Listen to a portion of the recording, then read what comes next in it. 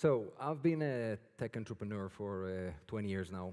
Done a bunch of startups, everything from mobile content to social investing and programmatic advertising, all the way to cyber.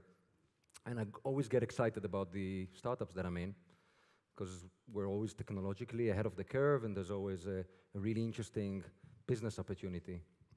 Not always I'm right, of course, and not always I win. I usually don't. But when I first seen VR a year ago, I had a completely different reaction from what I had for other startups. I had an emotional reaction. I was really intrigued, attached to it. It was something completely different. Because VR is not just another medium. It's the last medium, right? Usually in mediums, if you think through the history, from telling a story, writing a story, a book, a radio, a TV, your consciousness, your senses are interpreting the story that the author is trying to tell you. With VR, your consciousness is the medium. You're there. You're present within the story. You're experiencing something completely different. So I immediately decided that I needed to be part of this. And I founded Inception. We're storytellers. We've created a platform that creates VR experiences and distributes them globally. And over the last 6 months since we founded, we've created 10 or so experiences, from entertainment to music, culture. And I'm here to tell you over the next few minutes about some of our lessons and the questions that we keep on asking ourselves. Okay, so do you all remember the minute that Frank Underwood had and talked to us, the viewers? I had shivers down my spine. It was really strange because usually there's a gap between the audience and the characters. We always look from the outside, the voyeurs. With VR, you're within the experience. You are in the presence of the characters.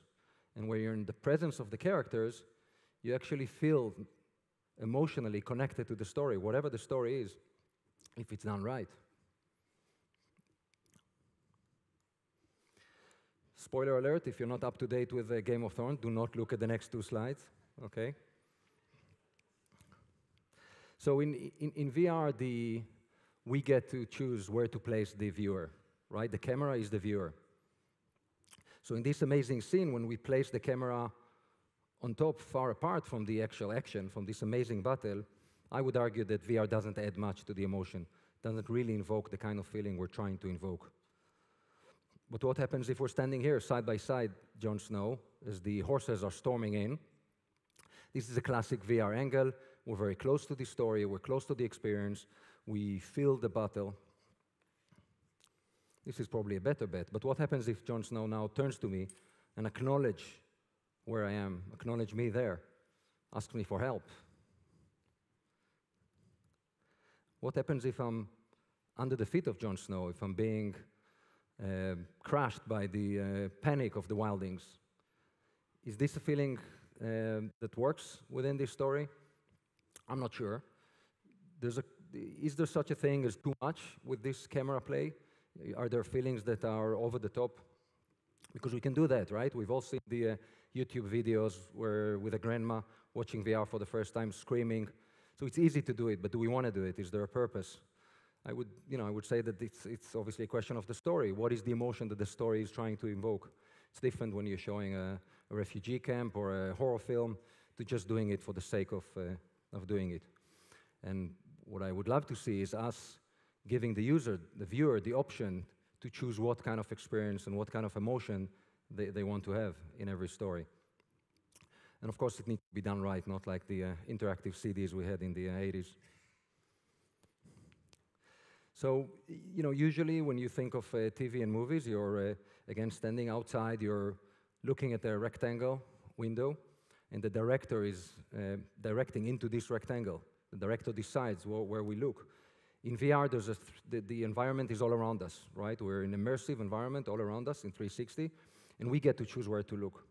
So directing is not for a specific place, but directing is more like choreographing for the viewer attention.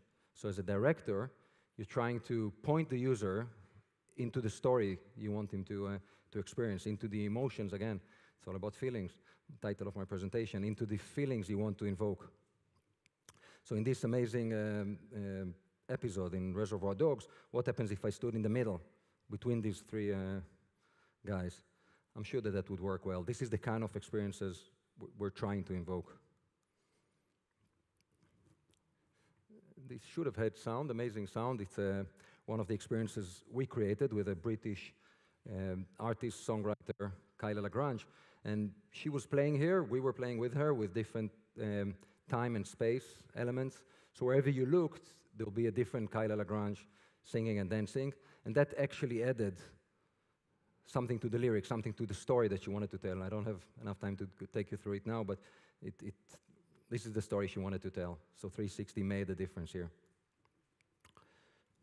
So, you know, with traditional media, the user doesn't have any choice what is the path of the experience, right? The director decides what path you're in. And if you remember this movie, Sliding Door, it was cutting edge at the time. The timeline split into two different stories, but again, we didn't have a choice. We had to go through these two paths that the director wanted us to view. Well, with VR, you do have a choice. There is interactivity. You can decide where to look. You can decide how to, what type of experience you want to have, and at different sessions, you can have different experiences, which is great. Again, this should have been with sound. This is another experiences we created in partnership with another British artist, Ed Harcourt, and you get to walk within his studio, and whenever you look at one of these items, these amazing items, you embark on a journey with Ed. So when you look at the boxing gloves, you're being transported into his boxing gym and you see him fighting. When you look at the polygon, you're hearing the story of the polygon and he's actually there playing to you a special song on this amazing rare polygon. This is the polygon here. And the music is fabulous. You'll have to take my word. Of course, there are also some restrictions. This is us last week in Ibiza, shooting the opening party with Dimitri Vegas and Like Mike, #1 DJs in the world today. And the hardware, the software are still trying to catch up with the stories that people want to tell. The capturing equipment is still very expensive. It has tons of restrictions in low light, battery, storage. This is actually the camera here is Nokia Ozo. It's the first professional purpose-built, born for VR camera. It's a $60,000 worth of equipment, and it's awesome, doing some great things. But again, it's a little bit in the way of the DJs. And this was the director placing our Ozo on top of the yacht in Ibiza, trying to capture an amazing scene which happened in the water. And that, for me, as the guy that paid for it, was an exercise in self-control, not jumping at it. This is Henry. He's a hedgehog, and this is one of the first experiences created by the Oculus Creative Studio. And it was interesting, I heard the creative director talk about how they change different parameters in the story every time because they realized that VR created different emotional response than you would get from normal content creation.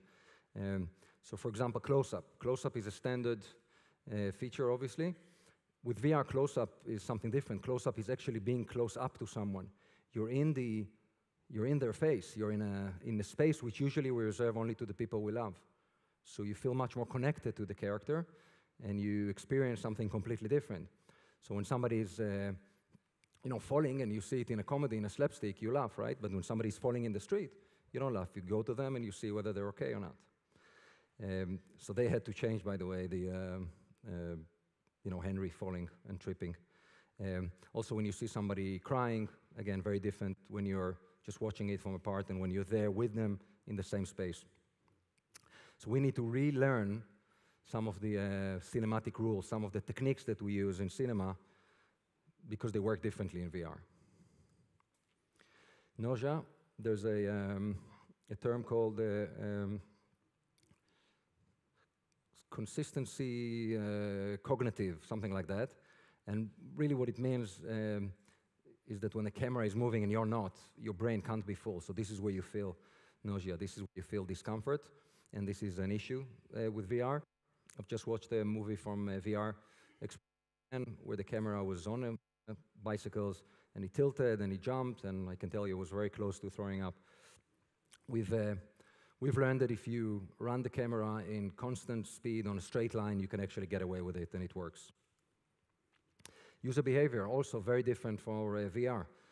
When I grew up in the 80s, we waited in Israel for Thursday night, 9:30 p.m. I remember everybody were sitting, and for 22 minutes, we were watching whatever the director, whatever the TV wanted us to watch, and we had our popcorn, and that was our experience for 22 minutes. Later, in our day and age, we're binging, right? So I've seen Orange is the New Black and House of Cards within a weekend. And of course, my kids are now watching these things for 30 seconds on different devices and strange hours of the night. So different experience, different usage behavior. What is the usage behavior that we expect from VR? What is the usage behavior that we're going to try to educate our viewers? I think initially it's going to be a very individual experience, so you're not going to do it with others, and it will not replace the TV. There's certain experiences that you enjoy doing, and you'll just enjoy better doing it with VR. But in the future, and that's why Facebook bought Oculus, it will be a very social experience which you will experience with others. So everybody knows this. It's going to be huge. It's not only about storytelling, entertainment, all the fun stuff that we're dealing with. There's educational, medical, all sorts of other great applications. Doesn't matter which analyst report you're reading, it's going to be a multi-billion-dollar business. The last number I've heard was $20 billion in 2 years, non-games, so just all the other content. So very exciting time for us in the VR industry. And we at Inception feel that it's a human right, almost a human right, that everybody should be able to experience something that they wouldn't otherwise. So we're going to work hard to get viewers all over the world to see the best art, the best music, the best shows, visit the best heritage sites from their living room. Thank you.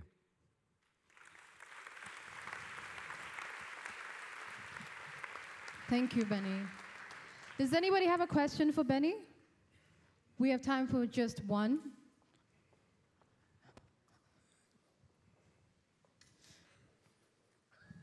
Hi, so you mentioned a lot about being a voyeur when you're looking at movies and film. How can someone switch from being actually part of the action instead of being there next to Jon Snow, being Jon Snow? It's a good question. I think that's the next level up. We're doing experiments where cameras are placed. We and others are doing experiments where cameras are placed on people's heads.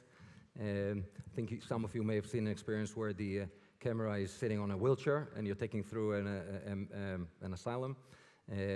So this is the next big thing. And of course, everything I talked about applies even more strongly when it's actually you and you're not just standing there with John.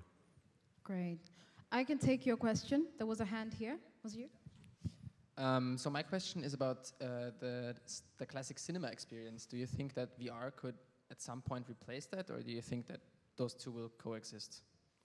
At some point, yes, not in the next few years. There's a hardware factor right now. For those of you that tried it, hardware still sucks, to be honest.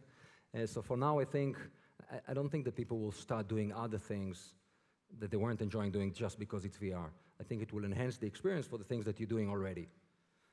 So cinema, have no fear for the next few years. Thank you. Brilliant. Thank you very much.